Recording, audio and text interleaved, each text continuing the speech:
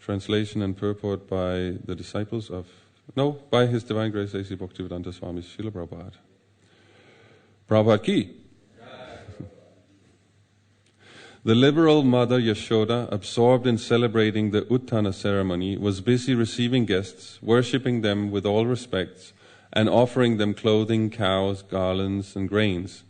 Thus she could not hear the child crying for his mother. At that time, the child Krishna, demanding to drink the milk of his mother's breast, angrily threw his legs upwards. Purport. Krishna had been placed underneath a household handcart, but this handcart was actually another form of the Sakatasura, a demon who had come here to kill the child. Now, on the plea of demanding to suck his mother's breast, Krishna took this opportunity to kill the demon. Thus, he kicked Sakatasura just to expose him. Although Krishna's mother was engaged in receiving guests, Lord Krishna wanted to draw her attention by killing the Sakatasura, and therefore he kicked the cart-shaped demon. Such are the pastimes of Krishna. Krishna wanted to draw the attention of his mother, but while doing so, he created a great havoc not understandable by ordinary persons. These narrations are wonderfully enjoyable, and those who are fortunate are struck with wonder upon hearing of these extraordinary activities of the Lord. Although the less intelligent regard them as mythological because a dull brain cannot understand them, they are real facts. These narrations are actually so enjoyable and enlightening that Maharaj Parikshit and Sukadev Goswami took pleasure in them, and other liberated persons following in their footsteps become fully jubilant by hearing about the wonderful activities of the Lord. Om Agyana Timirandasya Janandana Shalakaya Chakshurun Militam Yena Tasmai Shri Gurave Namaha Shri Chaitanya Manobishtam Stabitam Yena Bhutale Swayam Rupa Kadamayam Dadati Swapatantikam Vancha Kalpatarubhyascha Kripa Sindubhyevacha Patitanam Pavanebhyo Vaishnavebhyo Namo Namaha Jai Shri Krishna Chaitanya Prabhu Nityananda Shri Advaita Gadadara Shri Vasari Gaura Bhakta Vrinda Hare Krishna, Krishna Krishna, Hare Hare, Hare Rama, Rama Rama, Hare Hare.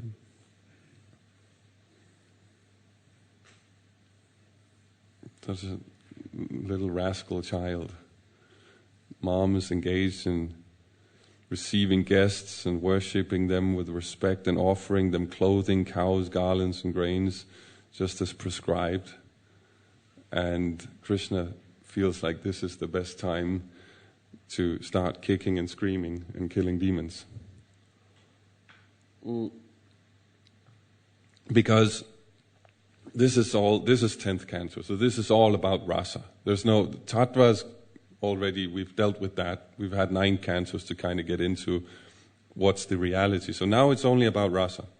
There's absolutely no fault in Mother Yashoda in terms of her devotion, in terms of her application of devotion. It's just to generate rasa.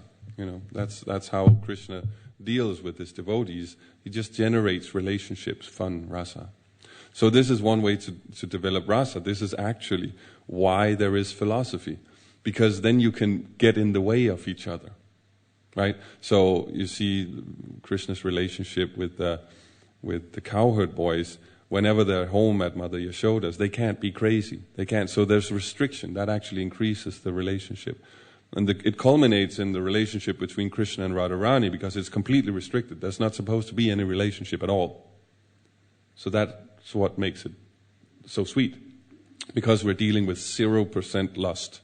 Only pure transcendental love. There's no self-interest. And as such, we don't have to worry about rules or regulations. We only use them to kind of increase rasa. And in the same way here we see Mother Yashoda is engaged in performing the rituals or the responsibilities of a Vaishnava. There are guests. She's been receiving, in the previous verse, receiving the brahmanas and worshipping them with proper respect and doing all the proper things. And that's getting in the way of the relationship between Krishna and his mommy. So Krishna is not having it, so he starts kicking it, and that creates rasa, because Mother Yashoda suddenly, oh no, my child, and there's a whole thing happening, right? So that's what confuses us sometimes because we're not on that level. Right? We're on the level still of tattva. We still have to figure out what we're doing here, what's going on, and why am I here, how am I going to progress, why am I suffering? These things come up for us, right? Because we're self-absorbed. Still, we're conditioned, so we're self-absorbed. So then the thing here becomes confusing because on one hand you hear in the Shastra that this is the proper way to approach and deal with guests, and this is the etiquette. And on the other hand, it appears that Krishna doesn't like it, right? So then it's tempting to throw out the whole thing and say, no, we're devotees. We don't follow the Vedas. We're devotees. We're beyond it, right? But what does that mean? That means that everyone in this room is a Paramahamsa. Does Mother Yashoda say throw out the Vedic? She just sits around and playing PlayStation or I don't know. No, she follows the Vedic, and then when Krishna is there, when it breaks, when it's time to not follow whatever is the standard, then you do that, right? Emergency, Krishna's crying. So we follow the standard because then when we don't follow the standard, it generates rasa. Does that make sense? Sometimes, I know I'm a brahmachari, so sometimes we steal mangal sweets. That's just part of being a brahmachari. You're not a brahmachari if you don't steal mangal sweets. That's the fact. But if you do it every day, it just loses all value, right? The sweetness is not the sugar that's in the sweet. The sweetness is that we're living quite austere lives most of the time, and then sometimes you kind of just have to circumvent that. Usually it's after a festival or something, You've been doing service nonstop for 24 hours, and now the grown-ups have gone to bed. So you can sneak in wherever you sneak in and take some mangal sweets, right? But if you keep doing it every day, it disappears. It just becomes a material thing. The taste actually disappears. All that's left is the sugar. Does that make sense? So that's why the rules are there. So we can break them sometimes, because that's what generates relationship. It's a really weird thing that you need the rules in order to have something to break. Does that make sense? That if you see young people who are in love, they're always getting in each other's way. They're always teasing each other. They're always doing... If that's the problem with the modern society today, that nobody cares what they do.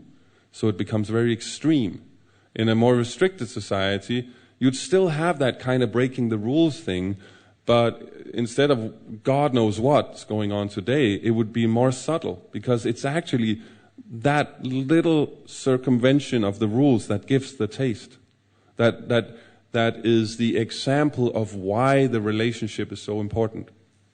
The rules themselves are not important. That doesn't generate anything. You'd just be a robot, right? But no rules also is useless, because that's, so we have the sahaja is no rules. Whatever you feel like. I was somewhere and there was Ekadashi, and you had this devotee actually arguing against Ekadashi because, it's important to be inspired, and Krishna is within the heart, and, all these rules and regulations. But what's the point of that? What are you going to do instead? You're just going to do what your mind tells you, right? So you're going to be a mana bhakta. That doesn't work. You can't do anything with that. But then conversely, if you think that the more rigidly I'm going to do nirjal on every Ekadashi, that means I'm a better devotee than everyone else, you also miss the point, right? That's the smarter side. So these are the two kind of ditches we can fall into that we have to kind of navigate through. And it's always like riding a bicycle, right? That in the beginning, you see a child riding a bicycle. It's like a little bit in every direction at once. And sometimes you fall over, but then what? Do you say, okay, forget riding a bicycle, you tried it, it's not going to work, just forget about it? No, you get back up on the bicycle and then you start, pedaling again. And as you grow, it starts to be a little more like this. And then when you're grown up, it's very, very steady. And if you become a pro cyclist, super steady, right? But you never find the balance.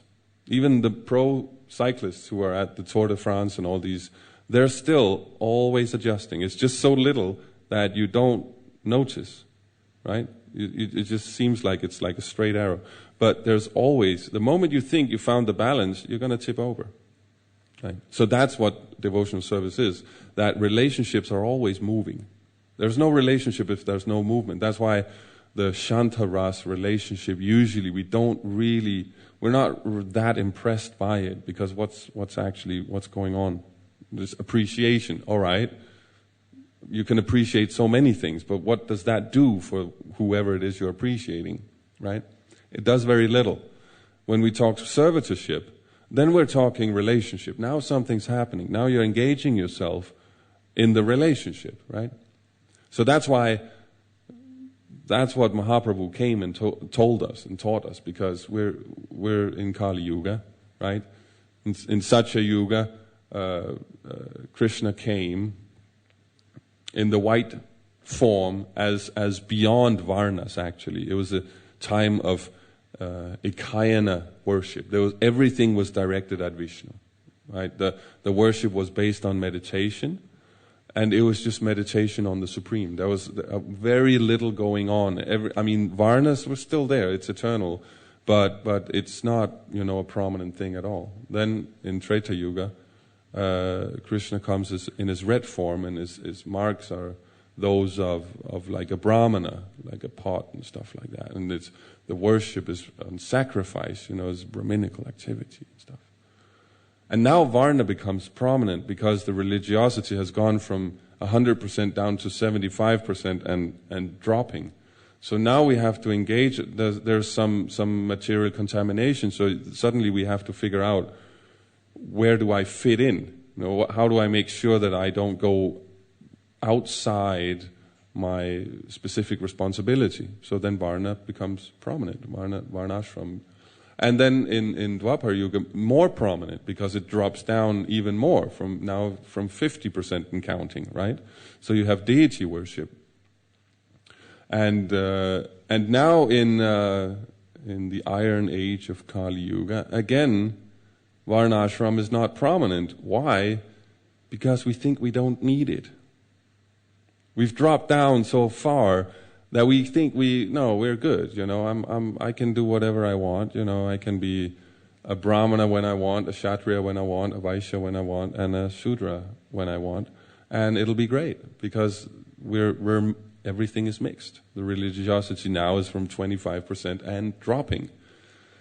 So that's why Mahaprabhu comes and says, okay, just, chant Hare Krishna and try to just not mess it up too much. That's all you have to do.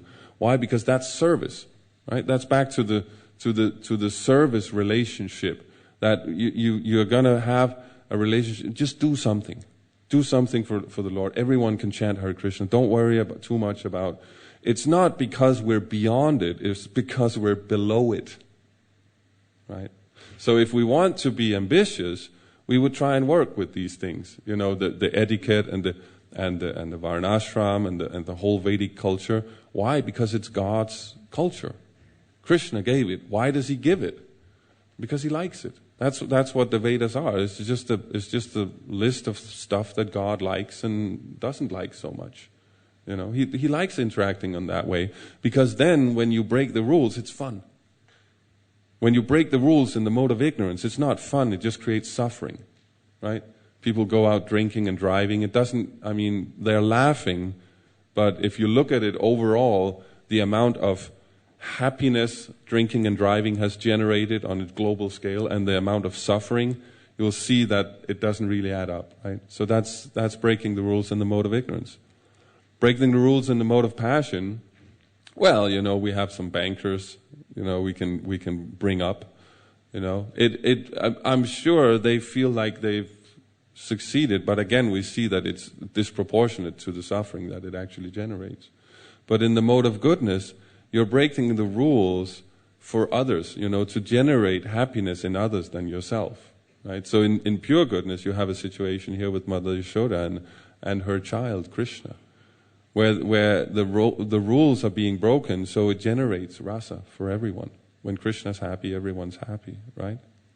So that's what we should be looking at, that we have primary and secondary. This is what is so difficult when we're in Kali Yuga. Our intelligence is shut So we can't work with primary and secondary. No, the primary is love of God, always. There's only one primary, that's love of God. And then there's the secondary, that is all the ways that you can manifest that. Because if you don't have a way to express it, then you're back to the appreciation. You just sit around and appreciate. It doesn't do much. There's no development. It's not dynamic. So you have to express a relationship. You can't have a relationship that you've never expressed. It's like, yeah, my friend Nandan, he's a great guy. He's my best friend. I've never done anything with him, but, I just appreciate him. You can't really say that seriously. No, if he's my best friend, I'll do stuff with him. So that's why we have to express it. So we have to work with primary and secondary. Primary, the Purushartha it's called, Purusha Artha, the controlling result, is love of God, right? Prema. And the Kratu Artha, the intermediate goal or the means to the end, right, is whatever you do to manifest that.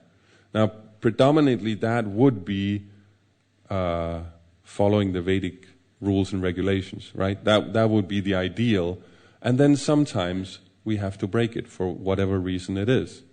So I was recently traveling in the United States, and I was doing a little tour with this thing I call Ask a Monk. I just sit in public places. I have a sign saying Ask a Monk, any topic, and then wait for whatever happens. So that is preaching. That means that is transcendental in itself. Whether or not I'm transcendental, a completely different story. Okay, I just want to make that absolutely clear. But that in itself is transcendental. So when I'm doing that, I have to sometimes not follow the Vedic injunctions. Like sometimes just because, the bus broke down in Phoenix, so I had to spend like 8 hours in Phoenix Greyhound bus terminal. So the whole injunction about rising early and taking a bath and then doing your oblations and stuff, not gonna happen, because all I had to take a bath with was a public toilet that was probably more dirty than I was. So it's just not gonna happen, It's just, for the preaching you do these things, and there are others, the whole regulation kind of goes south when you're traveling a lot, just because that's just how it is. And you're going on different time zones and all these things. Sometimes you meet like young ladies on the street who are not exactly dressed like Vaishnavas and who maybe don't know the etiquette, and I have to deal with them anyway, because it has to always be a pleasant experience to meet a devotee, right? So things that I usually kind of would. So all these things, they're just there. So am I following the Vedic or am I not? Well, I am, because I'm following the Purushartha of the Vedic, the primary. The primary is spread the glories of the Lord. That's always the prime. That's the one activity that pleases the Lord the most, is when you spread His glories. If you bring others to Him, right? So that's what I'm doing. So then the secondary has to be within that. And then at some point, I get fried out and I go straight to Denver, where they have a brahmachari ashram. I stay there for 1 week just to get my head together, and I rise early and I do all the things, and the regulation comes back, right? So that's the secondary. It's the ideal. You go for it as much as you can, but never at the cost of the primary, right? So that's the problem. We have this kind of malfunctioning intelligence that it has to be all or nothing. Either it's just the primary, who cares about the secondary, I'll just do whatever I want, la-di-da, Hare Krishna. Or it becomes that whatever, the more that I'm engaged in the secondary, the more wonderful a devotee I am. And it gets even worse, because it tends to be that we apply the sahaja to ourselves and the smarta to others. Does that make sense? That when we're preaching, it's all about the spoon can't touch the plate. You shouldn't be talking with her because you're not married. You shouldn't, you know what I mean? Meat eating is only for demons. This is actually sometimes how we preach. People come and they get scared, And internally, well, I'm a devotee, it's all good and la-di-da. So we humbly advocate a different approach. That's the opposite. That the internal is the external and the external is the internal. What does that mean? It means that the external, spoon not touching the plate, no meat eating, these restrictions that are to do with the body, that's our internal process. That's for our own purification. That's because we understand that my bhava becomes better. And the external is the internal, our internal mood. That's what we preach. Right? So recently, not so long ago in London, a guy came up to me and said, I've stopped eating meat. I never talked to him about meat eating. I never talked to him about any regulative principle. But he got inspired. He found out, how am I going to increase this experience I'm having right now? So he figures out, oh, there's some restrictions. Oh, that actually makes sense. And he proudly comes and proclaims it to me. So that's how you do it. You don't, authority is not taken, it's given. Right? So that means if you move into the ashram, you're giving authority to the temple. That means you follow. Right? It means no nonsense, this, Ekadashi is not important. No, you follow. Right? But if you come here as a guest, you're a guest. That means, like Mother Yashoda here is offering clothing, cows, garlands. How long ago since a guest came here and we offered them a cow? Okay, maybe that's not a realistic proposition. But the etiquette here is that we offer gifts. Even if an enemy comes here, he should think that he's a friend when he's here, right? So atheists come here blaspheming, they should still feel welcome, right? That's how we preach. That's how Prabhupada made a house that the whole world can live in. That's the house we're talking about, right? So that's what it means when it means like giving up the secondary. It means that when we're generating relationships, that's most important, right? That we hear Rupa Goswami saying that a Vaishnava, when he talks, it should be beneficial, kind, and true, right? Now we have a tendency to focus a lot on the true. If I say something that's true, that means I'm good, But usually when we emphasize that, it's because we've said something that's offended someone. I'm just being real, Prabhu, it's true what I'm saying, right? Actually, beneficial is the most important, because beneficial, what does that mean? It means you're bringing someone closer to Krishna. That's all beneficial means. So then, whether it's kind or true or not, Krishna is the absolute truth. So if you're doing something beneficial for someone, automatically it's true whether or not the facts kind of add up or not. Does that make sense? We're talking about absolute truth compared to relative truth. So then kind is very important, because that means you're generating relationships when you're being kind to someone. Now, kind also can mean that you're not letting someone do something that will harm themselves. Does that make sense? If someone is on a window ledge wanting to throw themselves off the 30th floor because their wife left them, it would be kind to kind of yank them in, even though that may be not exactly what they're looking for. So kind is not necessarily just doing whatever people want you to do. It doesn't mean you use yourself as a doormat and just give people the keys to your car and hey, I'm just being kind. No, it means helping them to position themselves in a position of what we call sambandha gyan, actual knowledge of the self, of their true situation. So throwing yourself off a window means suicide. That's not beneficial, as we know. You'll take birth as a ghost and it'll be a whole horrible thing. So we're kind, and we kindly disallow people to do that, right? And then come the facts, the truth, the whole, does it make logical sense and stuff like that. That's best, and by far the most situations you can have all three of them. I'm just saying, in a situation where you're pressured and you have to make a judgment call, we shouldn't overemphasize truth. I'm just being real, Prabhu. Oh, this sloka says so and so. We should emphasize the relationship, and is it actually beneficial, right?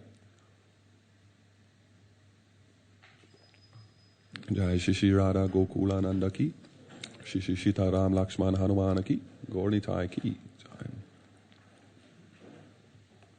So this is the situation we're in right now, that we have to learn how to deal with primary and secondary at the same time. Prabhupada at one point said that the The third generation of children born within ISKCON should be able to light fire by mantra. That's ambitious. Prabhupada was ambitious. What does that mean? It means that every consecutive generation has to go further than the previous. Right? That's what spiritual means. It expands, it grows. Material means it decays, it dwindles. So we have to keep going, and we are very fortunate today compared to the Prabhupada disciples. I do a thing I call Prabhupada people, where I just interview Prabhupada disciples wherever I go. They have these wonderful stories. It's a way of glorifying Prabhupada by talking about their lives, because Prabhupada could attract everybody. If you hear some of the stories of these Prabhupada disciples, they're so different. They come from such different backgrounds, and they're all 100% surrendered to Prabhupada. It's amazing. So one of the things that they tell me that I hadn't thought about actually is that, no, you're actually more fortunate than we were. I was thinking, what are you talking about? You're a direct disciple of Prabhupada. What do you mean? No, because we didn't have anything. We didn't have any books. We didn't have internet. Prabhupada came once a year if we were lucky. And at that point, everybody in the temple wanted a piece of him. So if we were lucky, we got a glimpse of him in the doorway. That's why Prabhupada said, what's your 5 minutes of talking going to do? Because they didn't have the philosophy back then. We have all the books. We have all the classes. We have all the letters, all the video. We have everything. We have Prabhupada. They didn't. They had the direct initiation, and as that in itself is proof of their purity and that they're very special souls. But we have the actual knowledge because of the work they've done. We're standing on their shoulders. So out of respect to them, we have to go further. We have to learn how to work with this Varnashram stuff and primary and secondary. That was not the mood at that time. In the 60s, early 70s, the mood was, let's just get this ball rolling, by hook or by crook. But now we're in the mode of creating a society, the house that the whole world can live in. And then the whole hook or by crook method doesn't work anymore. The whole sink or swim thing doesn't work. Right? Because we have to hit 80 or 90% of the society that does not read books. It's a fact, they don't read books. Sometimes when I'm distributing books, I'm explaining, it's kind of like a tablet, and it has multiple tablets inside it, but every tablet only has one page, and people kind of get it, like that, that's how it works. So it's an icebreaker, but it's not far from the truth, actually, right? So we have to give them something else. When we say just surrender, Prabhu, what do we mean? Surrender to what? So this is the time where we have to actually get this whole Vaishya Dharma thing going. I was just in New York recently, and Abhiram Prabhu has a program there. He has a small bakery. The world's best cookies, gluten-free, vegan, all the buzzwords they need in New York. And it's Mahaprasad. And he charges, get this, $4 a cookie. Not for a pack, for one cookie. People come and they buy 5 of them and they're happy. This is something substantial that people can surrender to. This is secondary. Now, one thing is secondary could be like saffron, brahmachari, temple and all that. But let's face it, we're not going to attract the whole world by that. This is weird. It's always going to be weird. It always was weird, brahmachari life. Not in a bad way, but still, it's never been for the majority of society, right? So if we can get onto these farmers' markets and get this from the ground to the table thing going, we should own this, right? We can get 80% of society like that because it's tangible. They can understand, they can relate to it. And then we can get them to the farm and talk about farming and talk about Krishna and how it all works and give them the philosophy that way. Because it's not going to be through the books. They do not read books. They're Sudras. Sudras don't read. They're just regular people. So we have to kind of fan out and be creative like that. This is a huge movement. In New York right now there are 54 farmers markets every week. People spend literally millions of dollars every week. There's a devotee in New York, he makes $4,000 a day at a farmer's market. He has a small farm. It's not a big project. It's a small project. People want it. Now, 5 years ago or so, there was a kirtan movement in the United States. We didn't get on that. We didn't do that. We're kind of catching up now. So I'm thinking this movement, we should get on that because we own it. This whole, Prabhupada said, 50% of my work is undone. That's what he left for us. Now, we have the books, we have the philosophy, we have brahmacharis, we need more, but we have them. What we don't have is actually these functioning farm communities. They don't have to be big projects. They don't. You know, I know a guy in Denmark, he has like a, maybe 50 feet by 50 feet garden. He lives off that with his wife, and he donates to the temple every day. That's how rich the earth is. You know, we can actually provide something tangible. It's a nice environment to get people to. You know, what do people when they pay very handsomely for like self-realization courses or self-help courses or these things? They always go out into the countryside with nature and stuff like that. Do that. It's an open market, and we can totally do it. Why? Because we're living it. We're actually living it. We're not actually in it for the money. We're actually in it because we truly believe it. And we can prove it because why else would you get up at freaking 4 a.m. in the morning? It doesn't make any sense to get up that early. There must be something that we're getting that the others are not getting, right? So we have to have faith. We have to trust how powerful it is, Prabhupada, what he gave us. We have to stop shoving books down people's throats. I'm not against book distribution, but this desperation of getting people to come, that we're actually freaking them out. We have to understand how powerful it is what we're doing. And we have to learn how to work with secondary and primary.